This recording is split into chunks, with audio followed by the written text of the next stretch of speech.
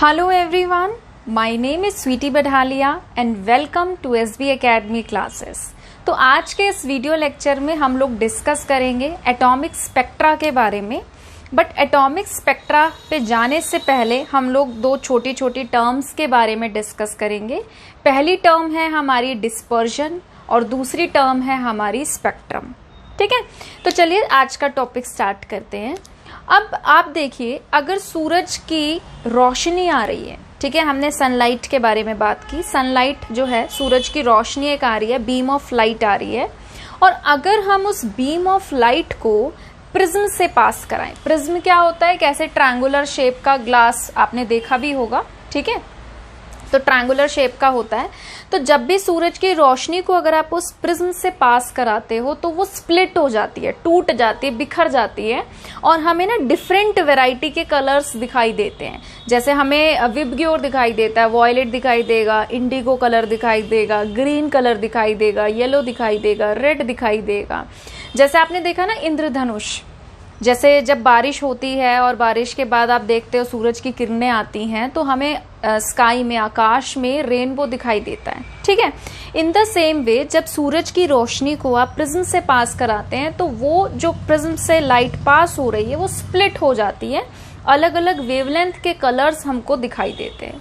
तो इस बात से हमको क्या चीज पता चलती है कि जो सूरज की रोशनी है, जो बीम ऑफ लाइट है, वो इलेक्ट्रोमैग्नेटिक रेडिएशन से तो बनी ही है, और उस इलेक्ट्रोमैग्नेटिक रेडिएशंस के अंदर, ठीक है, अलग अलग वेवलेंथ की लाइट जो है, जो अलग अलग कलर्स की जो लाइट है वो एग्जिस्ट कर रही है। ठीक है, क्या हो रहा है कि जब प्रिज्म से पास हो रहा है तो लाइट बेंड हो रही है और बिखर रही है, डिस्पर्स हो रही है, ठीक है, स्प्लिट हो जाती है। तो the splitting of light into series of colour band is known as dispersion. तो जब आपकी कोई बीम ऑफ लाइट स्प्लिट होती है, टूटती है, ठीक है, स्प्लिट हो जाती है, बट जाती है, अलग अलग कलर बैंड में आपको कलर्स दिखाई देते हैं, तो इसको हम क्या बोलते हैं? इस प्रोसेस को, स्प्लिटिंग ऑफ लाइट को हम बोलते हैं dispersion. And the series of colour band, उसके बाद जो आपको कलर का बैंड मिल रहा है, ठीक है, उसको हम बोलते हैं स्पेक्ट्रम। उसको हम क्या बोलते हैं? स्पेक्ट्रम। ठीक है, अब स्पेक्ट्रम जो है वो भी हमारा ना दो तरीके का होता है, एक होता है कॉन्टिन्यूअस और एक होता है डिसकॉन्टिन्यूअस। जब हम बात करते हैं रेनबो की, ठीक है, जो हमें आकाश में इंद्रधनुष दिखाई देता है, अगर आपने ध्यान से देखा हो तो आपको ना कभी भी बॉर्डर लाइन नहीं दिखेगी। ऐसे नहीं दिखेगा कि अच्छा ये रेड लाइन है और फिर रेड के बाद जो है, अच्छा ये रेड लाइन खत्म हो गई, इसके बाद ब्लू शुरू हो रही है, फिर ब्लू खत्म हो गई, ग्रीन शुरू है। नहीं, ऐसा कभी नहीं होता। अगर आप ध्यान से देखो ना, एक कलर दूसरे कलर के अंदर मर्ज होता है, धसा हुआ होता है, मिक्स होता है। जैसे कि ये रेड है, अगर रेड खत्म हो रहा है तो दूसरा कलर जो है वो शुरू हो रहा होता है, फिर दूसरा कलर दिखाई देता है, फिर दूसरा खत्म हो रहा होता है, फिर तीसरा कलर दिखाई देता है। मतलब एक कलर दूसरे कलर के अंदर मर्ज होता है। जब ऐसा होता है, ऐसा कलर बैंड हमको मिलता है, तो उस कलर बैंड को हम बोलते हैं कॉन्टिन्यूअस स्पेक्ट्रम।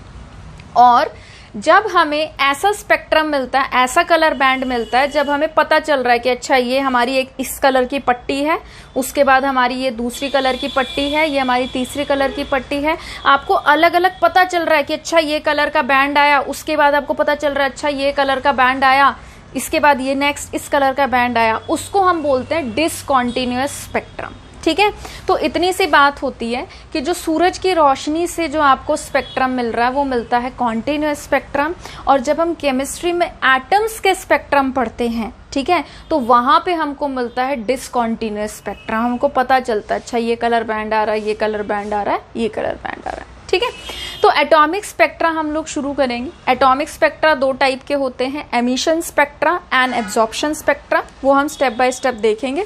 तो अब देखिए, अगर मैंने इस डायग्राम की बात करूं जो कि मैंने यहाँ पे बना रखा है, तो ये मैंने ले रखी है एक डिस्चार्ज ट्यूब। क्या ले रखा है? ये एक डिस्चार्ज ट्यूब ले रखा है। इस डिस्चार्ज ट्यूब के अंदर मैंने हाइड्रोजन गैस भर रखी है।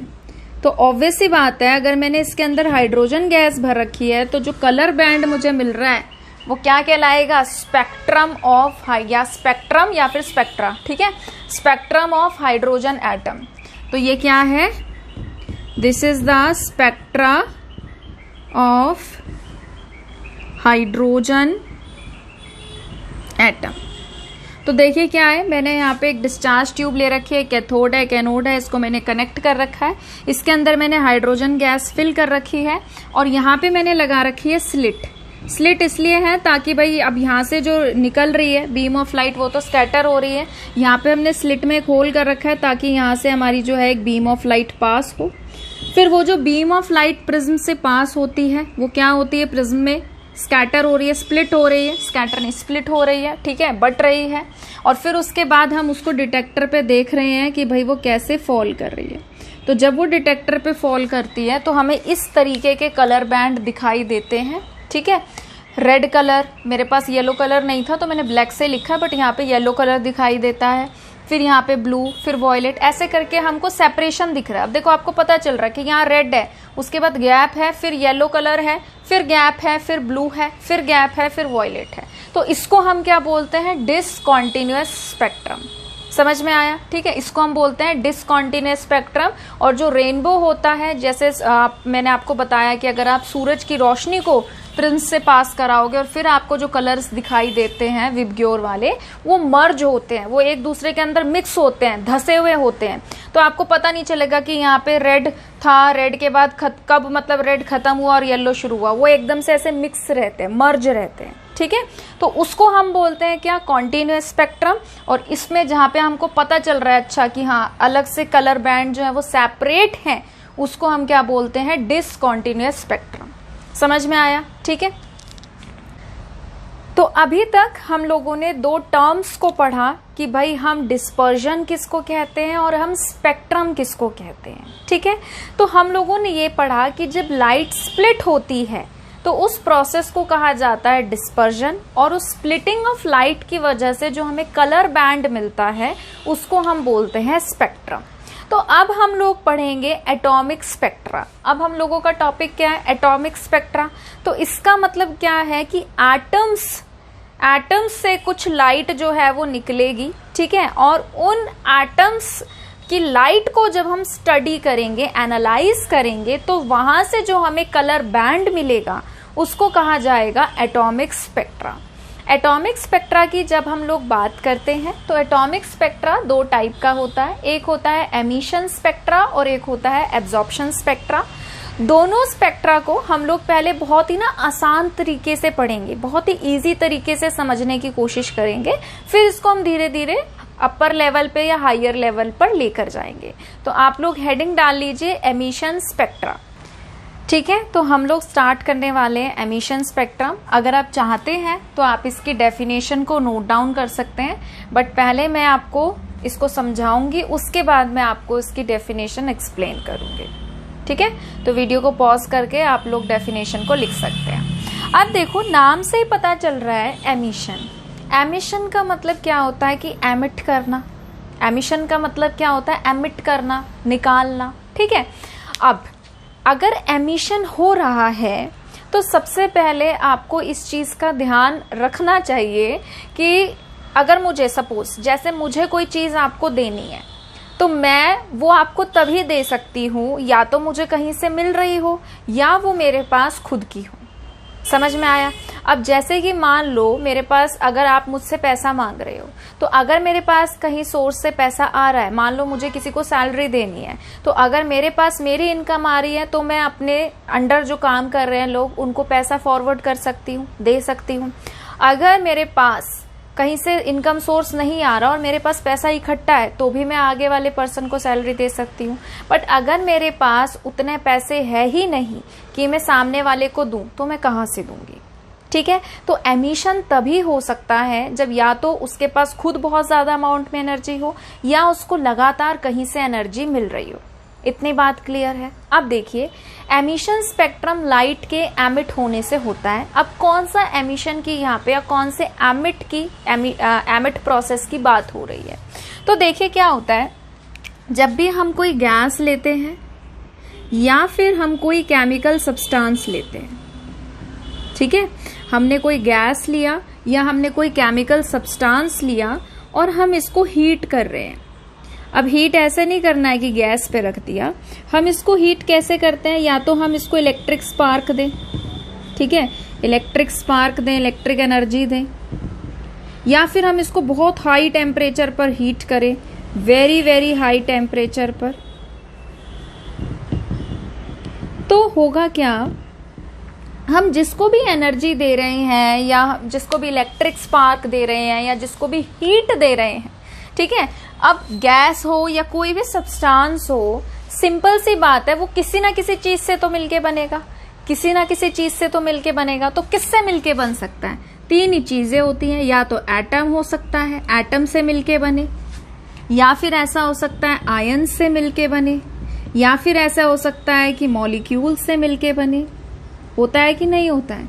तो चाहे आप गैस की बात करो, चाहे आप केमिकल सब्सटेंस की बात करो, वो कॉन्स्टिट्यूएंट पार्टिकल से मिलके बनता है, whether it is atom, ions और मॉलिक्यूल्स। इतनी बात सभी को क्लियर है? अब नॉर्मली जितनी भी चीजों के बारे में हम बात करते हैं, वो जिस भी चीज से बना हो, ठीक है, नॉर्मली वो सबसे लोएस्ट एनर्जी लेवल्स पर रहते हैं। अब एनर्जी लेवल्स क्या होते हैं? देखिए, जब भी हम बात करते हैं किसी एटम की, ठीक है, या मॉलिक्यूल की, इन सभी के अंदर एनर्जी लेवल्स होते हैं। इनके अंदर क्या होते हैं? एनर्जी लेवल्स होते हैं। जैसे कि एटम की अगर मैं बात करूं, तो अभी अगर जैसे आप बिगिनर्स हो, 11th के बच्चे हो, तो आई थिंक मैं बहुत अपर लेवल पे नहीं जा सकते, बट इसको मैं बहुत इजी तरीके से समझाने की कोशिश करती हूँ। जैसे मान लो सपोज हम एटम की बात करते हैं, तो एटम के अंदर सेंटर में क्या होता है? न्यूक्लियस। न्यूक्लियस के अंदर प्रोटॉन रहते हैं और क्या रहते हैं? न्यूट्रॉन, जिसपे कोई चार्ज होता नहीं है। प्रोटॉन की वजह से न्यूक्लियस जो है वो पॉजिटिवली चार्ज होता है, इतनी बात सभी को पता है। फिर हमारे पास न्यूक्लियस के बाहर होती हैं शेल्स। होती है कि नहीं होती है? शेल्स होती है, जिसमें पहली शेल को हम बोलते हैं के शेल, ठीक है, और हम कहते हैं कि इसमें 2 ही इलेक्ट्रॉन आते हैं। फिर हम बोलते हैं के बाद आती है एल शेल, जिसके एन की वैल्यू 2 होती है, हम कहते हैं इसमें 8 इलेक्ट्रॉन्स आ सकते हैं। तो अब ध्यान से देखो, इस शेल में जो इलेक्ट्रॉन घूम रहे हैं पहली शेल में, उनके खुद की कुछ एनर्जी है। इस वाले शेल में जो इलेक्ट्रॉन घूम रहे हैं, इनकी खुद की कुछ एनर्जी है, ठीक है। ग्राउंड स्टेट, जब हम एनर्जी लेवल्स की बात करते हैं, तो एटम हो गए या जो भी चीज है, उसके अंदर एनर्जी लेवल्स होते हैं। क्या होते हैं? एनर्जी लेवल्स होते हैं। इसको मैंने ऐसे दिखाया। अब देखो, ये है मेरी पहली एनर्जी लेवल, इसको मैं बोल रही हूँ n इज इक्वल टू 1, इसके n की वैल्यू 1 है, n मीन्स शेल, ठीक है। तो इसके n की वैल्यू 1 है, ये मेरा पहला एनर्जी लेवल है, ये मेरा दूसरा एनर्जी लेवल है, ये मेरा तीसरा एनर्जी लेवल है, ये मेरा चौथा एनर्जी लेवल है, ये मेरा 5वां एनर्जी लेवल है। मैं चाहती हूँ कि मेरा इलेक्ट्रॉन यहाँ से यहाँ जाए, इधर जाए। मैं चाहती हूँ कि मेरा इलेक्ट्रॉन यहाँ से यहाँ जाए। इस एनर्जी लेवल की खुद की कुछ अपनी एनर्जी है, इस शेल की या इस लेवल की खुद की कुछ अपनी एनर्जी है। मैं चाहती हूं कि इलेक्ट्रॉन यहां से यहां चला जाए, तो इस लेवल की भी खुद की कुछ एनर्जी है। क्या यहां की एनर्जी और यहां की एनर्जी सेम है? तो आंसर है नहीं। अगर मैं ग्राउंड फ्लोर पे रह रही हूं, ठीक है, और मैं चाहती हूं कि मैं फर्स्ट फ्लोर पे जाऊं, तो फर्स्ट फ्लोर पे जाने के लिए मुझे सीढ़ियां चढ़नी पड़ेंगी, मुझे एनर्जी लगानी पड़ेगी, और मैं सीढ़ियां चढ़ के फिर जाके फर्स्ट फ्लोर पे पहुंचूंगी। मतलब मुझे कुछ ना कुछ काम करना पड़ा, तब मैं फर्स्ट फ्लोर पे जाऊंगी। चलो तुम सीढ़ियां छोड़ो, अगर तुम ये भी चाह रहे हो कि ग्राउंड से फर्स्ट फ्लोर तुम लिफ्ट के थ्रू जाओ, तब भी तुम्हें उठ के जाना तो पड़ेगा लिफ्ट तक, लिफ्ट में घुसना पड़ेगा, लिफ्ट का बटन दबाना पड़ेगा, फिर लिफ्ट ऊपर जाएगी फर्स्ट फ्लोर पे, फिर खुलेगी। समझ रहे हो? तो तुम्हें कुछ ना कुछ तो करना पड़ेगा। ऐसा तो है नहीं कि यहाँ ग्राउंड फ्लोर पे बैठे हैं और चुटकी बजाई फर्स्ट फ्लोर पे पहुंच गए, तो आपको कुछ ना कुछ करना पड़ता है। इन द सेम वे, इस वाले लेवल की एनर्जी अलग है, इस वाले लेवल की एनर्जी अलग है, इसकी एनर्जी अलग है, और इस वाले लेवल की, इस शेल की एनर्जी अलग है। अगर मैं चाह रही हूँ मेरा इलेक्ट्रॉन यहाँ से यहाँ जाए और यहाँ से यहाँ जाए, तो कुछ ना कुछ इलेक्ट्रॉन को एनर्जी का एब्जॉर्प्शन या फिर एमिशन करना पड़ता है। इतनी बात क्लियर है सभी को? अब फिलहाल मैं चाहती हूँ कि मेरा जो इलेक्ट्रॉन है वो फर्स्ट से सेकंड में जाए, या मैं चाह रही हूँ कि फर्स्ट से थर्ड में जाए। ऐसे अज्यूम करो कि मैं चाह रही हूँ कि वो यहाँ से ऊपर जाए, ठीक है। तो जो सबसे लोएस्ट एनर्जी लेवल होता है, उसको हम बोलते हैं ग्राउंड स्टेट। उसको हम क्या बोलते हैं? Ground state. इससे ऊपर वाले को बोलते हैं एक्साइटेड स्टेट, मतलब जो भी है ये सारे एक्साइटेड स्टेट हैं। ये कहलाएगा first excited state, second excited state, third excited state, fourth excited state. जैसे होता है ना ground floor, first floor, second floor, third floor, ऐसे जो हमारे एनर्जी लेवल्स हैं उनको भी हम नाम से, मतलब नाम देते हैं और नाम से बुलाते हैं। तो ये हुआ हमारा फर्स्ट एक्साइटेड स्टेट, ये हुआ सेकंड एक्साइटेड स्टेट, ऐसे हुआ थर्ड एक्साइटेड स्टेट। ठीक है, तो मेरा इलेक्ट्रॉन यहाँ पर है और मैं चाहती हूँ कि ये इलेक्ट्रॉन लोअर एनर्जी लेवल से अपर हायर एनर्जी लेवल में जाए। तो ये क्या करेगा, ये एनर्जी को एब्जॉर्ब करेगा। ये क्या करेगा, एनर्जी को एब्जॉर्ब करेगा। अब एनर्जी एब्जॉर्प्शन अगर हो रहा है तो वो कहाँ से आ रहा है, वो यहाँ से आ रहा है। जो मैंने आपको कहा कि जो गैस है या केमिकल सब्सटेंस है वो जिससे भी बना है, आप उसको हीट करो, हीट दो, हीट मतलब एनर्जी दो। अब एनर्जी देने के भी तरीके क्या है कि आप उसको इलेक्ट्रिक स्पार्क दो, इलेक्ट्रिक करंट दो, ठीक है, या फिर आप क्या करो, बहुत ही उसे हाई टेम्परेचर पर हीट करो। तो जब आप उसको हीट दे रहे हो, एनर्जी दे रहे हो, तो वो जो इलेक्ट्रॉन ग्राउंड स्टेट में बैठा है, एक तो देखो उसकी खुद की भी कुछ एनर्जी है, हालांकि जितने भी एनर्जी लेवल्स हैं, बाकी के एनर्जी लेवल्स में जो इलेक्ट्रॉन है उनसे कम है, पर फिर भी इसकी कुछ ना कुछ तो है, कुछ ना कुछ इसकी खुद की एनर्जी है। अब ये एनर्जी को करेगा एब्जॉर्ब, और जैसे ही एनर्जी ये एब्जॉर्ब करेगा करेगा करेगा, इसकी जो एनर्जी की वैल्यू है वो बढ़ेगी, वो एनहांस होगी। तो जैसे ही इसकी एनर्जी ये एब्जॉर्ब करेगा और इसकी एनर्जी मतलब बढ़ जाएगी, तो ये क्या करेगा, उस हिसाब से जंप मारेगा। इलेक्ट्रॉन जो है वो जंप मारेगा एक लेवल से दूसरे लेवल में। ठीक है, अब मान लो ये इलेक्ट्रॉन यहाँ पे पहुंच गया, ठीक है, इसने इतनी एब्जॉर्ब करी कि भाई वो फर्स्ट से सेकेंड में पहुंच गया। अब एक चीज आपको पता होनी चाहिए, ये मैं आपको आगे भी धीरे धीरे एक्सप्लेन करती जाऊंगी। जैसे जैसे टॉपिक बढ़ते जाएंगे ना, आपको ये सारी बातें धीरे धीरे समझ में आएंगी कि क्या हो रहा है। अभी आपको थोड़ा सा पेशेंस रखना पड़ेगा कुछ लेक्चर्स में। तो अब इलेक्ट्रॉन जो था वो ग्राउंड स्टेट से एक्साइटेड स्टेट में पहुंच गया। अब एक्साइटेड स्टेट में पहुंचने के बाद उसको ये चीज रियलाइज हो रही है कि भाई मैं फर्स्ट से सेकेंड में आ गया, ठीक है, बट जब मैं यहाँ पे था तो मेरी एनर्जी कम थी, अब मैं कम एनर्जी से हायर एनर्जी में चला गया। इस यूनिवर्स में जितनी भी चीजें हैं वो अपनी एनर्जी कम से कम रखना प्रेफर करते हैं। जितनी एनर्जी कम होती है स्टेबिलिटी उतनी ही ज्यादा होती है। जितनी एनर्जी कम होती है स्टेबिलिटी उतनी ही क्या होती है, ज्यादा होती है। अब जब ये लोअर से हायर एनर्जी स्टेट में जाएगा, इलेक्ट्रॉन को पता चलेगा कि मैंने तो अपनी एनर्जी बढ़ा ली, जबकि मैं प्रेफर क्या करना चाहता हूं कि मेरी एनर्जी क्या हो, कम हो। तो ये कहेगा कि नहीं, मैं धीरे धीरे अनस्टेबिलिटी की तरफ बढ़ रहा हूं, जबकि मुझे स्टेबिलिटी की तरफ रहना चाहिए, अपनी एनर्जी कम करनी चाहिए, पर मैं एनर्जी एब्जॉर्ब करके अपनी एनर्जी को बढ़ा रहा हूं, स्टेबिलिटी से अनस्टेबिलिटी की तरफ जा रहा हूं। तो ये वापस आता है अपने लोअर एनर्जी लेवल में। अब देखो, इसने एनर्जी एब्जॉर्ब करी थी और ये लोअर से हायर में गया। अब जब हायर से लोअर में आएगा तो लोअर में आने के लिए उसको उतनी ही एनर्जी करनी पड़ेगी जितनी उसकी थी या जितनी उसको चाहिए इस लेवल में रहने के लिए। ऑब्वियस सी बात है। तो जो एनर्जी इसने एब्जॉर्ब करी थी, जिसको बढ़ा के ये ऊपर तक पहुंचा था, अब उसे ये क्या करेगा, ये एमिट करेगा। ये क्या आएगा, मुझे नहीं चाहिए। अगर मैं एब्जॉर्ब करता हूं तो मैं अपनी एनर्जी को बढ़ा के स्टेबिलिटी को कम कर लेता हूं, ठीक है। तो ये आएगा वापस, एनर्जी रिलीज करेगा स्टेबिलिटी गेन करने के लिए, हायर से लोअर में आएगा। जब हायर से लोअर में आएगा तो जो इसने एनर्जी एब्जॉर्ब करी थी उस एनर्जी को क्या करेगा, एमिट करेगा, बाहर फेंकेगा।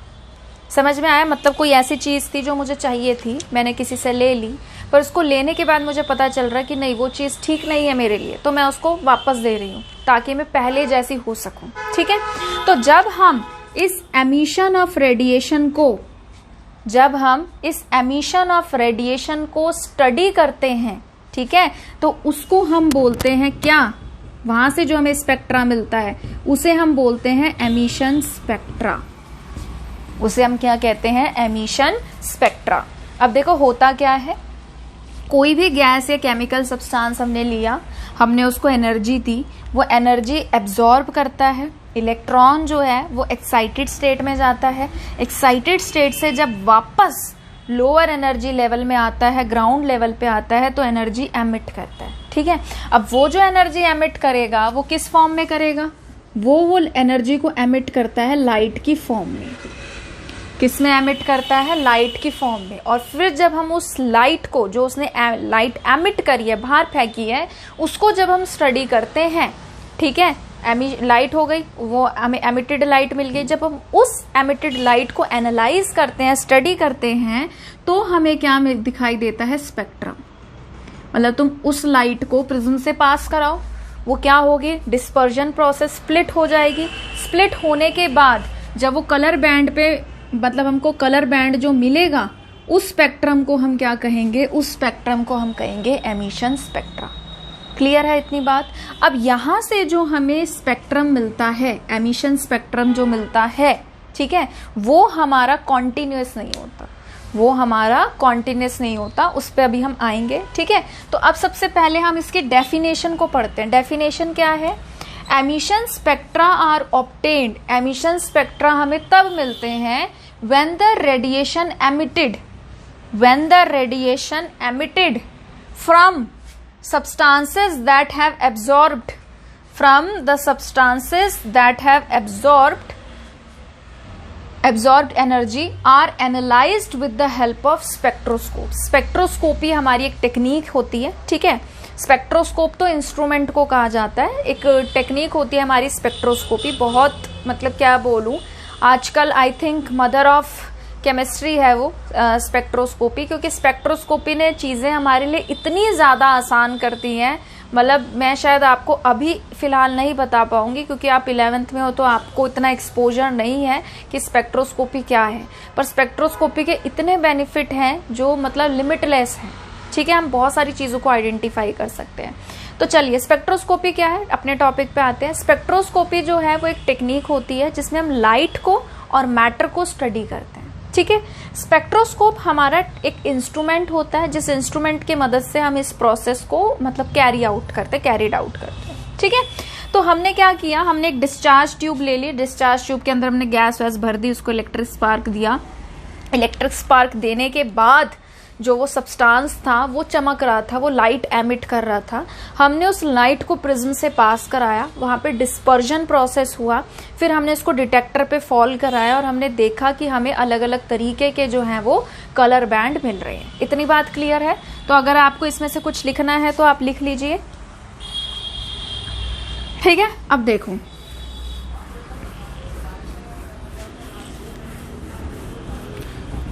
इस पे आते हैं। अब हमें जो लाइट मिली, ठीक है, हमने उसको एनालाइज किया, और जब हमने उसको एनालाइज किया, ठीक है, वो लाइट जो थी जैसे डिस्चार्ज ट्यूब थी, ठीक है, ये हमारी डिस्चार्ज ट्यूब है, इसके अंदर हमने कैथोड एनोड लगा रखा है, यहाँ पे हमने हाइड्रोजन गैस भर रखा है। ठीक है, यहाँ से हमने इसको इलेक्ट्रिक स्पार्क दिया तो इसने लाइट एमिट करी, स्लिट में से वो पास हुई, प्रिज्म से वो पास हुई। ठीक है, फिर वो क्या शो कर रही है, डिस्पर्जन शो कर रही है। उसको हमने डिटेक्टर पे फॉल कराया और हमने देखा कि हमारे पास एक कलर बैंड मिला, उसमें हमें अलग अलग कलर्स दिखाई दे रहे हैं। रेड दिखाई दे रहा है, येलो दिखाई दे रहा है, ठीक है, रेड दिखाई दे रहा है, येलो दिखाई दे रहा है, हमको ब्लू कलर दिखाई दे रहा है, हमको वॉयलेट कलर दिखाई दे रहा है। पर यहाँ पे जब हम नोटिस कर रहे हैं तो एक कलर और दूसरे कलर के बीच में गैप है, एक कलर और दूसरे कलर के बीच में क्या है, गैप है। इसको हम क्या बोलते हैं, इसको हम बोलते हैं डिसकॉन्टिन्यूअस स्पेक्ट्रम। इसको हम क्या बोलते हैं, डिसकॉन्टिन्यूअस स्पेक्ट्रम। इसे हम बोलते हैं लाइन स्पेक्ट्रम, इसको हम लाइन स्पेक्ट्रम भी कहते हैं। ठीक है, हर एटम जो है वो अपना खुद का, उसका अपनी खुद की एक कैरेक्टरिस्टिक होती है, उस कलर की वो लाइट एमिट करता है। जैसे सोडियम है, सोडियम एटम को अगर आप ऐसे आयोनाइज करोगे, देखोगे तो हमेशा आपको येलो कलर दिखाई देगा। अगर आप उसको पोटेशियम को अगर आप वो कर रहे हो, हीट कर रहे हो, ठीक है, तो आपको वॉयलेट कलर दिखाई देगा। तो ऐसे हर एटम का, हर स्पेसिफिक एटम जो है स्पेसिफिक एलिमेंट्स के, वो अपने कैरेक्टरिस्टिक कलर्स जो है वो शो करते हैं। तो इसे हम डिसकंटिन्यूअस स्पेक्ट्रम भी कहते हैं, इसको हम लाइन स्पेक्ट्रम भी कहते हैं। अब देखो क्या है, जो हमने सनलाइट वाली बात की थी कि भाई सूरज की जो रोशनी है उसको तुम पास कराओगे और भाई कलर्स जो हैं वो आपस में मर्ज रहते हैं। उसमें क्या होता है कि जैसे तुम्हारे पास एक कलर बैंड तुमको मिला, तुमने देखा ही है ना इंद्रधनुष, तो कलर्स जो हैं वो मर्ज रहते हैं। कलर्स क्या रहते हैं? मर्ज रहते हैं, एक दूसरे के अंदर घुसे रहते हैं, पता ही नहीं चल रहा है कौन सा कलर कहाँ खत्म हो रहा है और नेक्स्ट कलर जो है वो कहाँ शुरू हो रहा है, ठीक है। तो इस वाले को हम बोलते हैं कॉन्टिन्यूअस। इस वाले को हम क्या बोलते हैं? कॉन्टिन्यूअस स्पेक्ट्रम बोलते हैं। तो अब देखो यहाँ पे बात हो रही है बार बार कलर की। कलर की बात करेंगे, देख तो हम वहीं सकते हैं विजिबल रीजन में, और तो कहीं देख नहीं सकते। हमारी आंखें तो विजिबल रीजन में ही देख सकती हैं। तो विजिबल रीजन की जो हमने वो पढ़ी थी, एक तरीके का डिस्ट्रीब्यूशन पढ़ा था, वो हमने विबग्योर के हिसाब से पढ़ा था। क्या पढ़ा था हमने? विबग्योर। अगर आपको याद हो तो विबग्योर में जो हमने वेवलेंथ पढ़ी थी वो 400 नैनोमीटर से 700 नैनोमीटर तक थी। कई बुक में 750 भी दिया होता, पर 700 लेके चल रहे हैं, ठीक है। तो यहाँ पे आप लोगों ने क्या देखा कि भाई हर कलर की अपनी कुछ वेवलेंथ की वैल्यू होती है। और हमने ये भी पढ़ा कि हमारा जो ई है वो क्या होता है? एच न्यू, और फ्रीक्वेंसी जो है वो हमारा क्या होता है? सी बाय लैम्डा। इसका मतलब क्या है कि जो भी कलर आपको दिखाई दे रहे हैं, जो भी कलर आपको दिखाई दे रहे हैं, उन कलर की खुद कुछ जो है डेफिनेट वैल्यू है वेवलेंथ की भी, और उनकी कुछ डेफिनेट वैल्यू है फ्रीक्वेंसी की भी। सिंपल सी बात है। यहाँ पे क्या होता है कि कलर्स जो है वो मर्ज हैं, रेड ऑरेंज में मर्ज है, ऑरेंज येलो में मर्ज है, ऐसे मर्ज है सारे कलर्स, ठीक है। तो यहाँ पे अगर आप वेवलेंथ की बात करो तो आपको वेवलेंथ जो है वो ऐसे मिल रही है, जैसे कि क्या मिल रही है? 400 मिली, फिर 400.1, 400.3, ऐसे वैल्यूज आपको मिल रही है। बट अगर आप एटॉमिक स्पेक्ट्रा की बात करते हो तो यहाँ पे आपको पता चल रहा है ये कलर बैंड है, उसके बाद ये कलर बैंड है, उसके बाद ये कलर बैंड है। तो यहाँ पे सपोज अगर आपकी वैल्यू जो है वो कितनी है? 700 नैनोमीटर है, तो आपको पता चल रहा है कि जो आपकी नेक्स्ट वैल्यू है वो कहाँ तक जा रही है? मतलब 700 से कम जा रही है। सपोज मान लो 600 से 650 या मतलब थोड़ा सा इस हिसाब से मान लो इसकी जा रही है 500, ठीक है, 500 के आसपास। मान लो इसकी जा रही है 400 के आसपास। तो आपको जो है एक पर्टिकुलर डेफिनेट वैल्यू मिल रही है। एक आपको पता चल रहा है, हाँ 700 से 600 में गए, 600 से 500 में गए, 500 से 400 में गए। यहाँ पे तो देखो ना 400, 400.1, 400.2, 400.3, समझ रहे हो? ऐसे करके जो है हमको कलर बैंड मिल रहा है। तो एटॉमिक स्पेक्ट्रा जो है, जब भी हम किसी एटम का क्या निकाल रहे हैं? कलर बैंड निकाल रहे हैं, ठीक है। कलर बैंड भी कैसे निकाल रहे हैं? जब हम किसी सब्सटेंस को हीट करते हैं तो वो लाइट एमिट करता है, उस लाइट का हम डिस्पर्जन पढ़ रहे हैं कि वो कैसे डिस्पर्जन प्रोसेस शो कर रहा है, और डिस्पर्जन के दौरान उसमें जो स्प्लिटिंग हो रही है, ठीक है, वो किसके अकॉर्डिंग हमको कलर बैंड दिखा रही है। ये बहुत बहुत बहुत इंपॉर्टेंट चीजें होती हैं। तो मैं मतलब अभी तुमको कैसे समझाऊं कि इसकी मदद से ना, सिर्फ इस प्रोसेस की मदद से हमने एलिमेंट्स को भी आइडेंटिफाई कर रखा है। मतलब रुबीडियम आपने सुना होगा, रुबीडियम हो गया, ठीक है, एक दो एलिमेंट्स और हैं। तो मतलब इनकी मदद से सोचो, इस एटॉमिक स्पेक्ट्रा की मदद से उनको हम आइडेंटिफाई कर पाए हैं। तो ये बहुत बहुत इंपॉर्टेंट सी चीज होती है, ठीक है। बट फिलहाल अभी हम इसको भी जाएंगे, अपर लेवल पर लेके जाएंगे। पर यहाँ पे हम सिर्फ ये चीज सीख रहे थे कि एमिशन स्पेक्ट्रा हम किसको कहते हैं। सबसे पहले हमने क्या पढ़ा? सबसे पहले हमने डिस्पर्जन पढ़ा। डिस्पर्जन में हमने क्या पढ़ा कि जब हम किसी भी लाइट को प्रिज्म से पास कराते हैं वो स्प्लिट होती है, splitting of light, that is the process of dispersion. उस स्प्लिटिंग ऑफ लाइट से जो हमें कलर बैंड मिल रहा है उसको हम कलर बैंड को बोलते हैं स्पेक्ट्रम। फिर स्पेक्ट्रम में हमने ये कहा कि स्पेक्ट्रम जो है वो दो तरीके से बढ़ जाते, कॉन्टिन्यूअस और डिसकॉन्टिन्यूअस। ठीक है, तो जब हम बात करते हैं लाइट स्पेक्ट्रम की, जो सूरज की रोशनी है, वो हमें देता है कॉन्टिन्यूअस स्पेक्ट्रम, एक कलर दूसरे कलर में मर्ज है। फिर हमने ये पढ़ा कि अगर हम एटम के स्पेक्ट्रा की बात करते हैं तो हमको डेफिनेट कलर बैंड मिल रहे हैं। कलर बैंड से क्या है, इनकी डेफिनेट फ्रीक्वेंसी वेवलेंथ की वैल्यू है।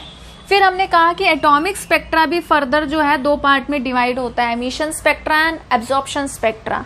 तो अभी हम पढ़ रहे हैं एमिशन स्पेक्ट्रा। एमिशन स्पेक्ट्रा में हमने क्या कहा कि अगर हम किसी गैस या केमिकल सब्सटेंस को लेते हैं, उसको हीट करते हैं इलेक्ट्रिक स्पार्क वगैरह देके, या बहुत हाई टेम्परेचर पे हम लोग उसको हीट कर रहे हैं, तो वो जो जिससे भी वो मिलके बना है, उसके पार्टिकल्स उस एनर्जी को एब्जॉर्ब करते हैं, अपने लेवल से अपर लेवल में जाते हैं, वहां जाके उनको पता चलता है उन्होंने स्टेबिलिटी खो दी।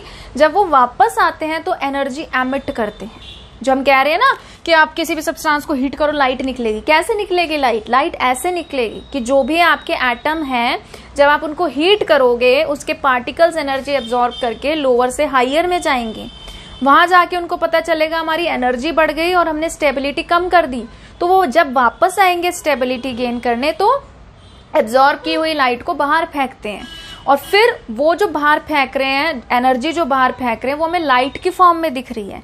उस लाइट को जब हम क्या कर रहे हैं, प्रिज्म से पास करा रहे हैं, और वो स्प्लिटिंग शो कर रहा है, डिस्पर्जन शो कर रहा है, और उस टाइम जब हम उसको डिटेक्टर पे ले रहे हैं और हमें जिस तरीके का कलर्स दिखाई दे रहे हैं, कलर बैंड, उसको हम क्या बोल रहे हैं कि वो हमारा एमिशन स्पेक्ट्रम का कलर बैंड है।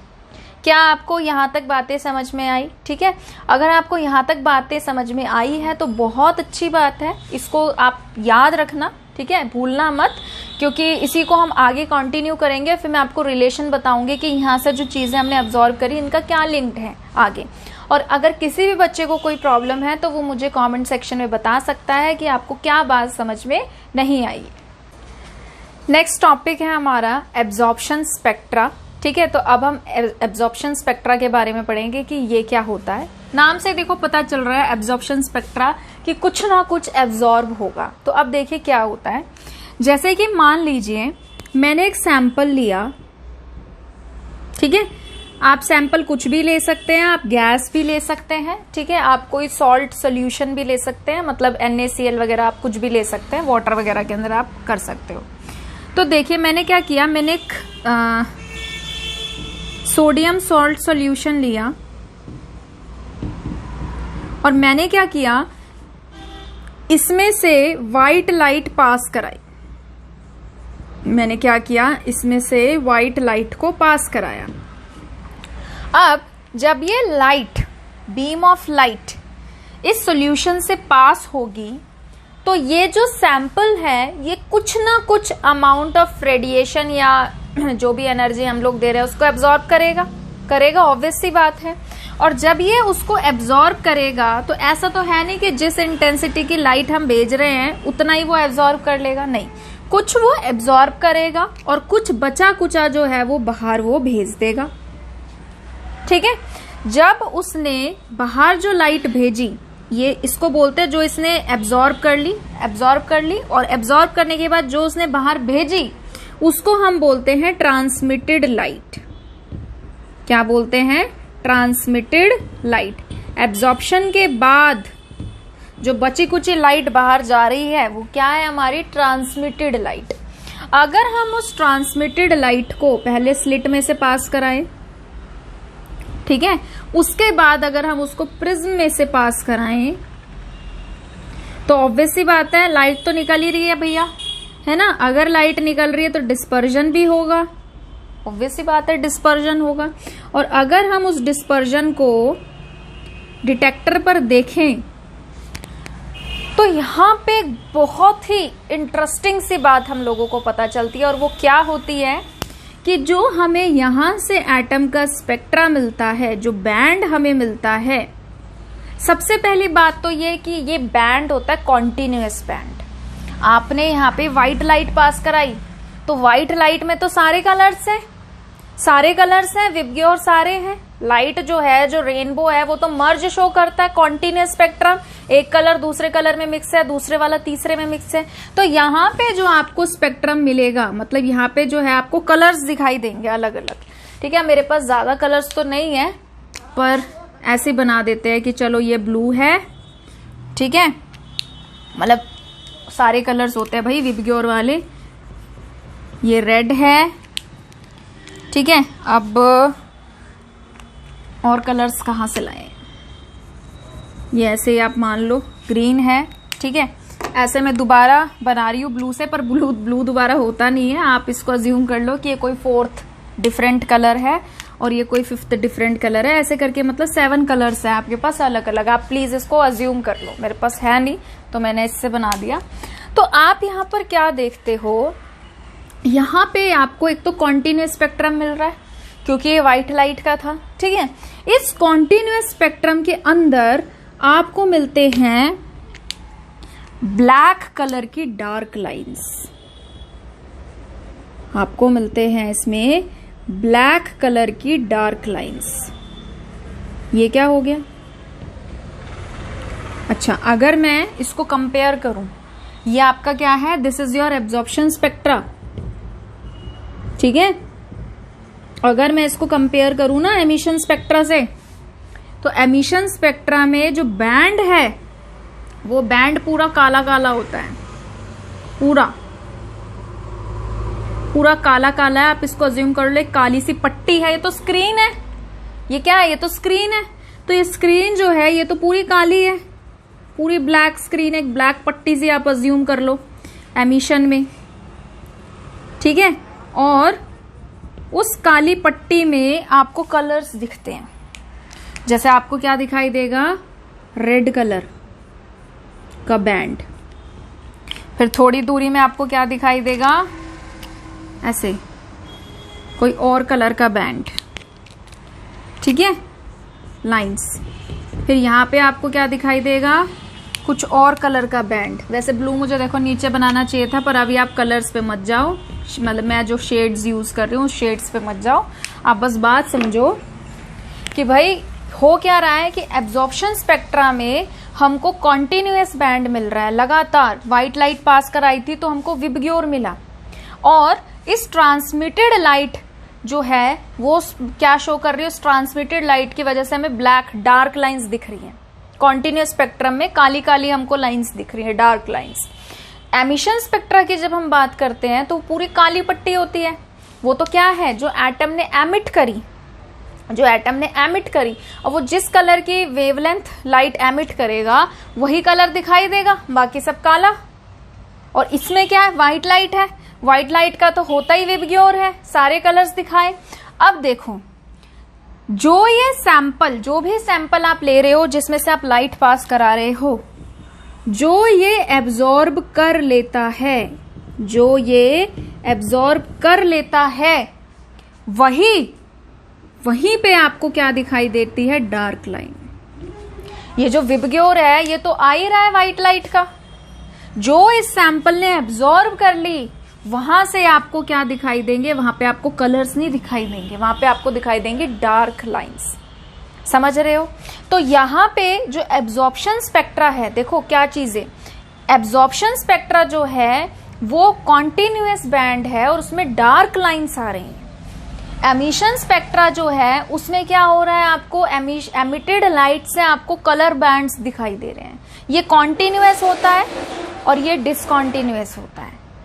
समझ में आया? ठीक है। अब देखो, इसका ना एक एक्सपेरिमेंटल प्रूफ भी होता है। अगर हम बात करें, मैंने यहाँ पे जानबूझ के सोडियम सॉल्ट लिखा। सोडियम जो है ना, जब सोडियम का आप एमिशन स्पेक्ट्रा बनाते हो तो आपको येलो कलर की लाइंस मिलती हैं, दो बहुत ही इंपॉर्टेंट 2 लाइंस हमको मिलती हैं, येलो कलर लाइन। और वो एक मिलती है 589 नैनोमीटर पर और दूसरी मिलती है 589.6 नैनोमीटर पर। यहाँ पे जो हमें येलो कलर की लाइन दिखती है, अगर मैं सोडियम का एमिशन स्पेक्ट्रा बनाऊं तो मुझे येलो कलर की 2 लाइंस दिखेंगी, वो इतनी वेवलेंथ पर दिखती है, 580 नैनोमीटर, 589 नैनोमीटर एंड 589.6 नैनोमीटर। अगर मैं इसी सोडियम सॉल्ट का एब्जॉर्प्शन स्पेक्ट्रा बना रही हूं तो वो क्या करता है कि इसी वेवलेंथ पर डार्क लाइंस दिखाता है। अगर मैं क्या बना रही हूं, एब्जॉर्प्शन स्पेक्ट्रा, तो मुझे इसी वेवलेंथ पे डार्क लाइन दिखाएगा। बट अगर मैं बना रही हूं एमिशन स्पेक्ट्रा तो वो इसी वेवलेंथ पे येलो कलर दिखाएगा। समझ रहे हो? तो this is the beauty of chemistry, this is the beauty of chemistry कि आप ये देखो कि अलग अलग स्पेक्ट्रा किए हमने, एक में एब्जॉर्प्शन करा रहे हैं, एक में एमिशन करा रहे हैं, तो उसी से देखो क्या फर्क आ रहा है। जहां पे एमिशन करा रहे हो तो वो उसी वेवलेंथ की लाइट को एमिट कर रहा है और हमें येलो कलर दिखाई दे रहा है। अगर आप उसको एब्जॉर्ब करा रहे हो तो वो उसी वेवलेंथ की लाइट को एब्जॉर्ब कर रहा है, जो उसके काम की है उसी को एब्जॉर्ब कर रहा है। वहां पे एब्जॉर्ब कर ली तो ऑब्वियस सी बात है, वो तो इसने अपने पास रख ली ना, तो वहां पे क्या दिखाई देगा, डार्क ब्लैक लाइन, ठीक है। और बाकी जो है वो व्हाइट लाइट के कलर्स तो आपको दिखाई दे रहे हैं। समझ में आया? तो ये बहुत ही दो इंपॉर्टेंट स्पेक्ट्रा होते हैं, एक होता है एमिशन स्पेक्ट्रा और एक होता है एब्जॉर्प्शन स्पेक्ट्रा। ये अभी आपका खत्म नहीं हुआ है। एमिशन स्पेक्ट्रा जो है वो ज्यादा इंपॉर्टेंट होता है, उसी से हम पढ़ेंगे कि हाइड्रोजन के जब हमने एमिशन स्पेक्ट्रा देखे तो हमारे पास कैसे कैसे स्पेक्ट्रल लाइंस आई, उनको हमने कैसे डिस्टिंग्विश किया, हमने देखा कि भाई अच्छा हम इसको ये सीरीज कहेंगे, ये सीरीज कहेंगे। तो ये टॉपिक जो है आपका चलता रहेगा, ठीक है। तो अगर आपको किसी भी चीज का कोई डाउट है तो आप मुझे कमेंट सेक्शन में बता सकते हैं, ठीक है। तो हम लोगों ने दोनों स्पेक्ट्रा पढ़ लिए हैं, एमिशन स्पेक्ट्रा भी पढ़ लिया है, एब्जॉर्प्शन स्पेक्ट्रा भी पढ़ लिया है। मैंने यहाँ पे डिफरेंस लिखा है दोनों के बीच में कि एमिशन स्पेक्ट्रम हमें तब मिलता है जब हम रेडिएशंस, कौन सी रेडिएशंस, एमिटेड रेडिएशंस को, जो कि एक्साइटेड सब्सटेंस से निकल रही है, उनको एनालाइज करते हैं, ठीक है। तो एमिशन स्पेक्ट्रम हमें जो मिलता है वो एमिटेड रेडिएशन से मिलता है by excited substance. Absorption spectra हमें तब मिलता है जब हम व्हाइट लाइट को पहले पास कराते हैं किसी सब्सटेंस से, उसके बाद जो ट्रांसमिटेड लाइट हमें मिलती है हम उसको फर्दर स्टडी करते हैं, उसको एनालाइज करते हैं with the help of spectroscope. Emission spectra जो है उसमें क्या होता है, हमें ब्राइट कलर्स मिलते हैं और वो ब्राइट कलर्स जो है सेपरेटेड बाय होते हैं डार्क स्पेसेस, मतलब ब्लैक सी पट्टी है, उस ब्लैक सी पट्टी पे आपको कलर बैंड जो है वो दिखाई देता है। एब्जॉर्प्शन स्पेक्ट्रा में क्या होता है, it consist of dark lines in an otherwise continuous spectrum. जो कॉन्टिन्यूस स्पेक्ट्रम है वो तो व्हाइट लाइट का आ ही रहा है, जो ये एब्जॉर्ब कर लेता है एब्जॉर्प्शन की वजह से वहां पर्टिकुलर वेवलेंथ पे आपको डार्क लाइंस दिखाई देती हैं, ठीक है। तो आप प्लीज इसको नोट डाउन कर लीजिए। तो आज के लिए इतना ही। अगर आप लोगों को ये वीडियो पसंद आया है तो प्लीज इसे लाइक करिए, शेयर करिए, चैनल को सब्सक्राइब करिए। जल्दी मिलेंगे नेक्स्ट वीडियो के साथ। अपना ध्यान रखिए। Thank you.